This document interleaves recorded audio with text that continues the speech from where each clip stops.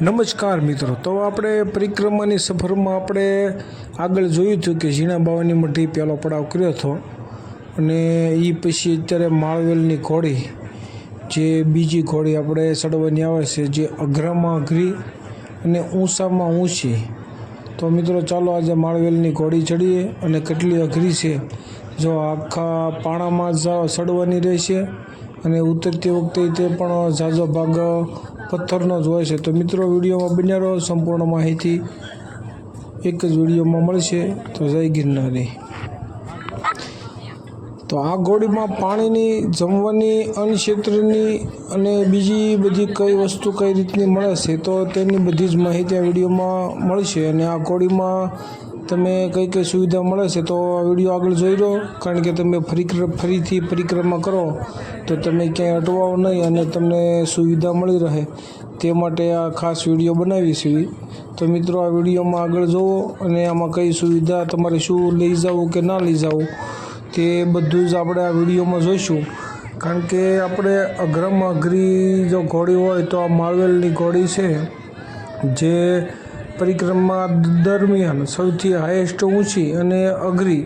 કારણ કે આખી જ ઘોડી પથ્થરમાં ચડવાની રહેશે, ખૂબ જ પથ્થર છે અને અમુક જગ્યાએ જે હાંકડા રસ્તા આવે છે ત્યાં પબ્લિક સમાતો નથી. આપણે જોવી તો અત્યારે જે મેઇન રસ્તો છે ત્યાંથી પબ્લિક સમાતો નથી, તો માણસો આવી રીતના શોર્ટકટમાં બાજુમાંથી શોર્ટકટ કાઢી અને 3 થી 4 રસ્તા જે થાય છે અને ત્યાં બધા જ પથ્થરવાળા છે. તમે જુઓ તો જો આ મોટા મોટા પથ્થર દેખાય છે, તે પથ્થરમાં થઈને જવાનું રહેશે. અને ઉતરતી વખતે પણ આવો જ રસ્તો ઘણો ખરો છે. દાદરા બનાવવામાં આવ્યા છે પણ દાદરા થોડીક લગી જ છે, બાકી ચડવાનો આવી રીતનો છે અને ઉતરવાનો પણ રસ્તો આવી રીતનો જ છે. અને આમાં બીજું જોઈએ તો આ ઘોડી જ્યાં સુધી માળવેલ સુધી ત્યાં ન પહોંચવી ત્યાં સુધી આપણે એક પણ અન્નક્ષેત્ર અહીંયા આપણને અંદર મળતું નથી. કારણ કે અહીંયા વસ્તુ પહોંચાડી શકાય તેવી કોઈ પરિસ્થિતિ નથી, તો અહીંયા પણ કોઈ અન્નક્ષેત્ર વચ્ચે મળતું નથી.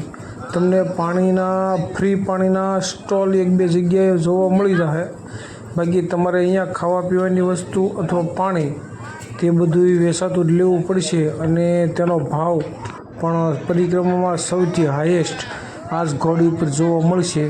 કારણ કે આ ઘોડી થોડીક ટફ અને ખૂબ જ અઘરી હોવાથી તો અહીંયા જે કંઈ વસ્તુ તમે વેચાતી લો છો તો તે ઘણી ખરી અઘરી મળે છે. આપણે નીચે પાણીનો ગ્લાસ 5 રૂપિયાનો મળતો હોય તો અહીંયા 10 રૂપિયા, 20 રૂપિયા અને અમુક સ્ટોલે તો 40 રૂપિયા સુધી પણ ભાવ લે છે. તો આ ઘોડી ચડો તો તમે ખાસ એક પાણીની વ્યવસ્થા કરી લેવી. અને જો આપણે ઝીણા બાવાની મઢીએ ભોજન ન લીધું હોય, પ્રસાદી ન લીધી હોય તો બને ત્યાં સુધી ઝીણા બાવાની મઢીએ પ્રસાદી લઈ અને પછી જ નીકળવું. કારણ કે અહીંયા ક્યાંય અન્નક્ષેત્રમાં હોતું નથી, તો અહીંયા તમારે બીજી જમવાના ભાવ, બીજી વસ્તુના ખૂબ વધારે દેવા પડે છે. તેથી તમારે ખોટા પૈસા ન ખર્ચવા પડે. તો ઝીણા બાવાની મઢીએ નીકળો તો થોડુંક પ્રસાદી લઈને નીકળવું અને પાણીની બોટલ સાથે હોય તો પાણીની બોટલ પણ ભરી લેવી. જય ગિરનારી બોલતા બોલતા આપણે માળવેલની ઘોડી પહોંચી ગયા છીએ. અને અહીંયા પહોંચ્યા પછી અહીંયા તો તમને બધી સુવિધા મળી રહે, ફ્રી પાણીની સુવિધા મળી રહે, ફ્રી અન્નક્ષેત્ર પણ, ફ્રી જમવાનું પણ ખૂબ જ મળી રહે છે. તો મિત્રો અહીંયા કંઈ તમારે ચિંતા કરવાની જરૂર નથી. આ ઘોડી ચડી ગયા પછી તમને અન્નક્ષેત્ર પણ ઘણા મળી રહેશે અને બીજી બધી સુવિધા પણ ઘણી મળી રહેશે. અને અહીંયા પહોંચ્યા પછી તમારે વસ્તુના ભાવ પણ નોર્મલ જોવા મળશે. જે વચ્ચે તમને હાઈએસ્ટ ભાવ મળે છે પાણીના અને નાસ્તાના, એ અહીંયા તમને નોર્મલ ભાવમાં બધી વસ્તુ મળી રહેશે. તો તમારે અહીંયા આવ્યા પછી કાંઈ ટેન્શન રહેતું નથી. તો મિત્રો આપણે જોયું કે જે જગ્યા આપણી પાસે પાણી નથી તો પાણી કેરી કરી લેવું.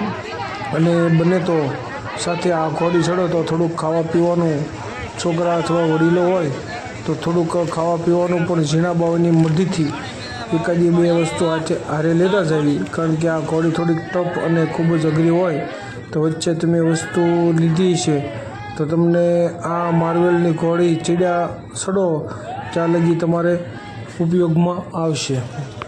તો મિત્રો, માર્વેલની ઘોડી ચડવામાં ઘણી જગ્યાએ આપણે રસ્તો સાવ સાંકડો આવે છે, તો ઘણા જ લોકો બાજુમાં શોર્ટકટ કાપતા હોય છે.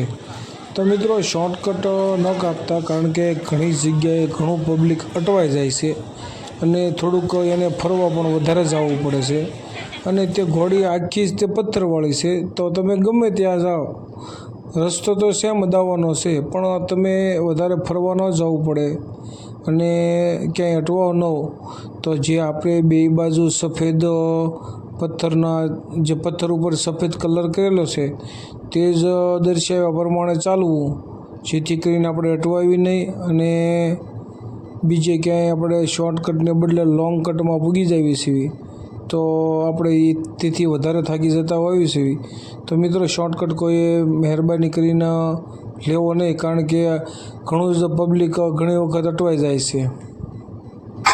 તો મિત્રો, આ પડાવ પણ આપણે પાર કરી લીધો છે. હવે આપણે છેલ્લો અને નેક્સ્ટ પડાવ જે બોટદેવીનો છે તે જોઈશું અને નેક્સ્ટ વિડીયોમાં તે પડાવ જોઈશું. જય ગિરનારી.